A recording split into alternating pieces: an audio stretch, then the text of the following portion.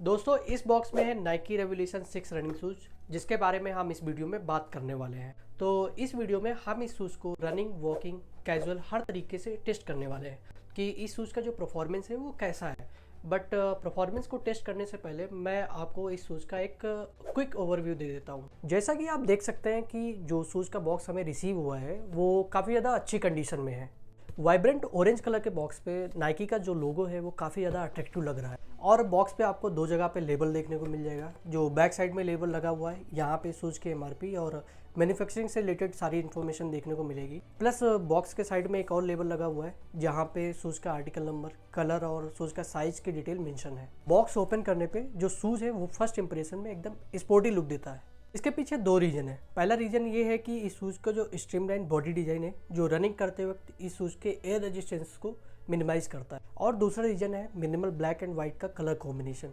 मुझे लगता है कि अगर इस शूज़ में 2-4 कलर और यूज़ किए जाते तो यही शूज़ आपको एकदम कैजुअल लुक वाली वाइब देता। ये कंप्लीट अपर निटेड मेश का बना हुआ है जिसपे नाइकी का लोगो और आईलेट फेस दोनों को पीयू फ्यूज करके बनाया गया है। इसके अलावा काउंटर पार्ट में भी पीयू फ्यूजन का सपोर्ट दिया गया है। एक चीज़ अगर आप लोगों ने नोटिस नहीं किया है तो मैं आपको बता दूं कि 2000 बजट में इतनी अच्छी पीयू फ्यूजन की जो फिनिशिंग है वो शायद ही कोई दूसरा ब्रांड दे पाएगा। टंग के पीछे एक लेबल लगा हुआ है जहाँ पे शूज़ का साइज़, आर्टिकल कोड और किस कंट्री में बना हुआ है ऐसी डिटेल यहाँ पे आपको देखने को मिल जाएगी। शूज़ के टंग में भी सेम निटेड मेश यूज हुआ है और टंग को स्टेबल रखने के लिए यहाँ पे एक सेंटर लॉक लगा हुआ है जिसपे नाइकी के लोगो की एम्ब्रॉयडरी हुई है जो लुक वाइज काफ़ी ज़्यादा स्टाइलिश लग रहा है। शूज़ के एंकल कॉलर पे ठीक ठाक पैडिंग दी गई है जो शूज़ पहनने पे एंकल को फॉर्मली होल्ड करता है। शूज़ के बॉटम पार्ट को बनाने के लिए दो कंपोनेंट का यूज़ किया गया है। पहला है ये मिडसोल जिसमें ईवा मटेरियल का यूज़ किया गया है जो काफ़ी ज़्यादा लाइट वेट है। और इस बजट में ज़्यादातर ब्रांड रनिंग शूज़ में ईवा मटेरियल यूज़ करते हैं क्योंकि कुशनिंग के पॉइंट ऑफ व्यू से ये one of the best material होता है। वैसे तो ग्रिप के मामले में जो रबर मटेरियल होता है वो सुपीरियर माना जाता है, बट इस शूज़ के आउटसोल में टीपीआर मटेरियल यूज़ किया गया है और टच करने में थोड़ा सा चीप फीलिंग देता है। तो अब ये ट्राई करके ही पता चलेगा कि ये कितना ज़्यादा इफेक्टिव है। शूज़ में जो इनसॉक्स है वो फोम मटेरियल का है जिसकी थिकनेस 5 mm की है। शूज़ के वेट की बात करें तो ये काफ़ी ज़्यादा लाइट वेट है। ये आपको लगभग 500 ग्राम के आसपास देखने को मिल जाएगा। दोस्तों इस शूज़ को लेकर मेरा सबसे बड़ा कन्फ्यूजन यही था कि ये शूज़ मेंस रनिंग शूज़ है या वोमेंस रनिंग शूज़, क्योंकि दोनों ही जेंडर्स के shoes same colour, same size group में फ्लिपकार्ट पर लिस्टेड हैं।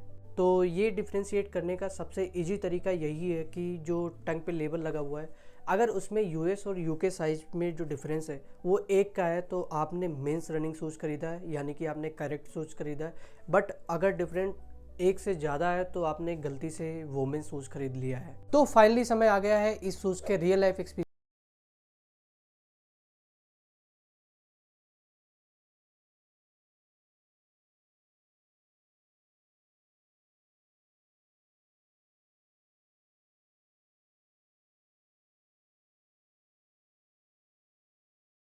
मैं बात करूं तो आप इस शूज़ से 2 से 4 किलोमीटर तक रनिंग काफ़ी आराम से कर सकते हैं। रीजन बिहाइंड की इस शूज़ के जो फीचर्स हैं वो काफ़ी ज़्यादा बैलेंस है। मेरा कहने का मतलब ये है कि अपर की ब्रीथेबिलिटी से लगा के सोल की ग्रिप दोनों ही अच्छा परफॉर्मेंस देते हैं। कुछ दिन पहले मैंने अब्रॉस के एक रनिंग शूज़ का रिव्यू किया था। उस शूज़ में रनिंग करते वक्त मैं काफ़ी ज़्यादा डिसबैलेंस हो रहा था। कारण ये था कि मिडसोल की कुशनिंग हाई होने की वजह से स्टेबिलिटी बिल्कुल भी नहीं थी।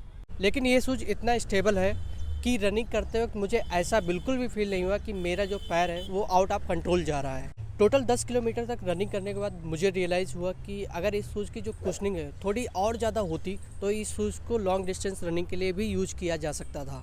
जैसा कि मैंने आपको पहले ही बताया था कि मिडसोल की जो कुशनिंग है वो कुछ खास नहीं है। तो वॉकिंग के पर्सपेक्टिव से टेस्ट करने पर हर बार 2-3 किलोमीटर के बाद मुझे पैरों में दर्द फील हो रहा था। बाकी ग्रिप, स्टेबिलिटी एंड फिटिंग के मामले में ये शूज़ एकदम परफेक्ट है। कैजुअल वियर के पर्सपेक्टिव से टेस्ट करते टाइम इनिशियली मुझे ऐसा लगा कि इस शूज़ का जो अपर है वो थोड़ा सा टाइट है। वैसे वॉकिंग और रनिंग करते टाइम क्योंकि दोनों एक्टिविटीज़ में जो मूवमेंट होता है वो काफ़ी ज़्यादा होता है, इसलिए ये इशू देखने को नहीं मिला। लेकिन इस शूज़ को पहन कर बैठने पर कंटिन्यूसली ऐसा फील हो रहा था कि पैरों में कोई टाइट फैब्रिक बांध रखा है। और दूसरा रीज़न ये भी है कि मिडसोल की कुशनिंग के अलावा इन सॉक्स की भी कुशनिंग कुछ खास नहीं है और इसी वजह से लॉन्ग टाइम तक पहनकर एक जगह पर खड़े होने पर मैं थोड़ा सा अनकंफर्टेबल फील कर रहा था। तो फाइनली इस शूज़ को तीनों कंडीशन में टेस्ट करने के बाद मेरा पर्सनल ओपिनियन यही है कि अगर आप इस शूज़ को शॉर्ट डिस्टेंस रनिंग या वॉकिंग के लिए ट्राई करना चाहते हैं तो मुझे लगता है कि ये शूज़ आपके लिए एक परफेक्ट पेयर हो सकता है, क्योंकि टेस्ट करने पर मुझे मिडसोल की कुशनिंग के अलावा इस शूज़ में और कोई मेजर इशू देखने को नहीं मिला। और ये वाला जो इंसॉक्स है इस शूज़ से हटा के अगर इसमें हाई क्वालिटी का इंसॉक्स यूज करते हैं तो इस शूज़ में जो कुशनिंग का मेजर इशू है, जो प्रॉब्लम आ रही है, वो काफ़ी हद तक सॉल्व हो जाएगी। इससे आप इस शूज़ को लॉन्ग डिस्टेंस तक यूज़ कर पाएंगे। अगर आप इस शूज़ को कैजुअल यूज़ करना चाहते हैं तो मैक्सिमम 5 से 6 घंटे, नहीं तो अगर आप इसको लॉन्ग ड्यूरेशन यूज़ कर रहे हैं तो आपको इस शूज़ में प्रॉब्लम फेस करना पड़ सकता है। तो आज की वीडियो में बस इतना ही। बट अगर आप कैजुअल वियर के लिए एक हाई कुशनिंग शूज़ सर्च कर रहे हैं तो एब्रॉस शूज़ का डिटेल रिव्यू आप यहाँ पे क्लिक करके देख सकते हैं।